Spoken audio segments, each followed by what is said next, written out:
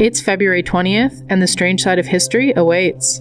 Today, we have ambition cut down before it could take flight, a man circling the planet, and a face once immortalized fading into isolation. Let's begin.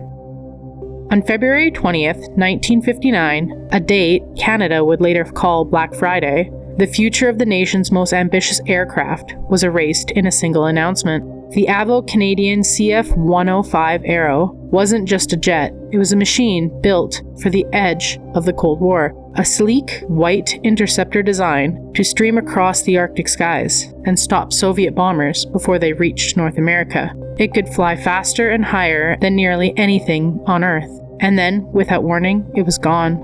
Prime Minister John Diefenbaker stood before Parliament and cancelled the entire program. The rising costs, the shifting defense strategy, the new threat of intercontinental ballistic missiles, the government declared manned interceptors obsolete. Within hours, nearly 14,000 employees were dismissed. Thousands more in the supply chain followed. And what came next was stranger. Not only was the Aero cancelled, it was ordered to be destroyed. 5 complete aircrafts. The Orenda Iroquois engines, the tooling, and even the blueprints, cut apart, scrapped, and erased. Engineers scattered south, many recruited by NASA, would later help land astronauts on the moon.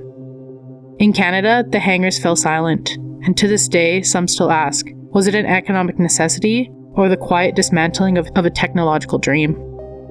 On February 20th, 1962, the world held its breath as John Glenn climbed into a capsule no larger than a phone booth and allowed himself to be strapped to the top of a missile. At 9:47 a.m., the Atlas rocket roared to life at Cape Canaveral, shaking the Florida coast as it hurled Friendship 7 into the sky. The mission was simple, in theory: orbit the Earth 3 times and survive. Inside the small Mercury capsule, Glenn watched the planet curve beneath him, oceans glowing blue, continents drifting silently past, and then he saw something strange. Outside his window, tiny particles floating in the darkness. He called them fireflies, and for a moment, no one knew what they were.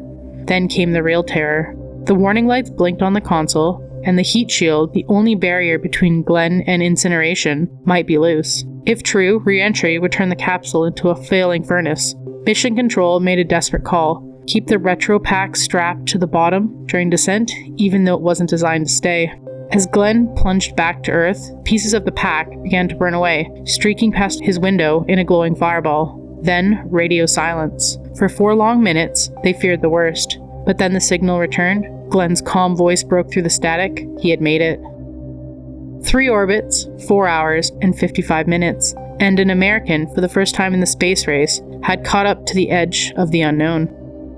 On February 20th, 1996, a woman, once known as the Venus of America, died quietly in a New York psychiatric hospital at the age of 104. Her name was Audrey Munson.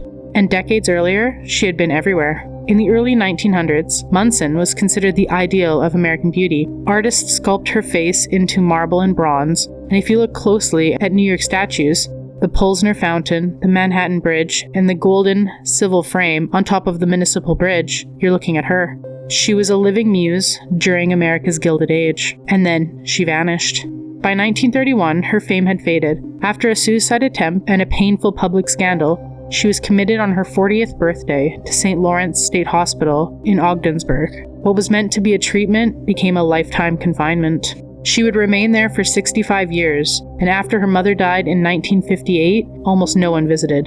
A woman whose likeness towered over millions of people walked the hospital alone. When she died in 1996, she was buried in an unmarked grave. For 20 years, even in death, there was no stone to mark her name, a face carved in the skyline and forgotten on the earth below. Another day, another strange bite from history. Like, comment, and subscribe. Your next eerie dose is just a day away.